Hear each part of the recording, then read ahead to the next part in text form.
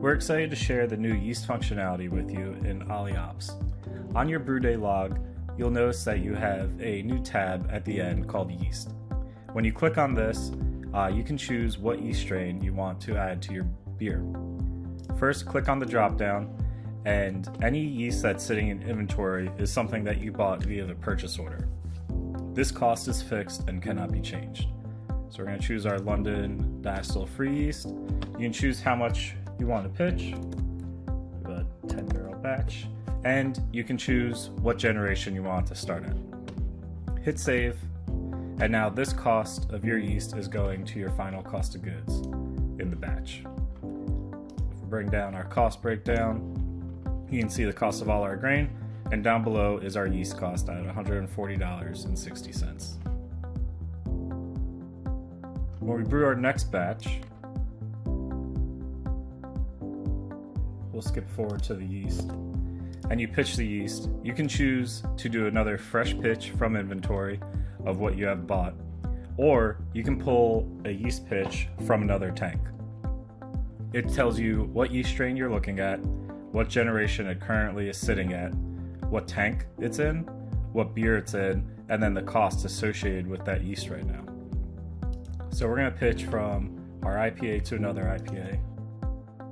We'll pull a half barrel, and in the system it automatically bumps you up one generation, and now you can choose any cost up to $140.60 or whatever your cost of yeast is to move from this batch of beer that this yeast is currently sitting at to this current batch that you're brewing right now.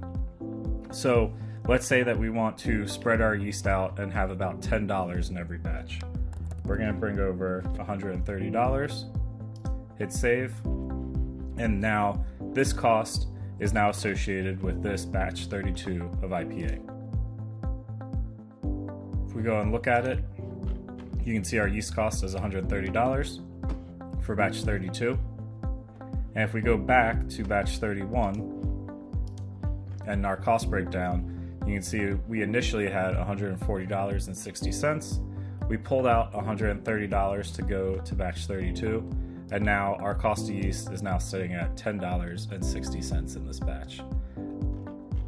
It's up to you how you want to spread around your yeast cost, and there's a lot of variables to how you want to handle your yeast, but we give you the flexibility of doing it whichever way you'd like. You can also now create a yeast brink in the system. If you go to your tank view and select tank, you can have the yeast brink. So we can also pull yeast. So if you go in and transfer yeast, we want to bring it to our yeast brink. You can choose how much barrelage you're bringing over. It will up it a generation, and this works the same way. You can choose how much cost you want to bring from one batch to the other. Let's say for our lager strains, we want to keep $20 to each one. We'll now move this. You can see we have our chill Berkeley yeast sitting in our yeast bank at 1 barrel. And if we go to our cold pills and go to its cost breakdown, see we initially had $157.44 of yeast. We pulled out $137. So now with this batch, we have $20.44 associated with our yeast strain.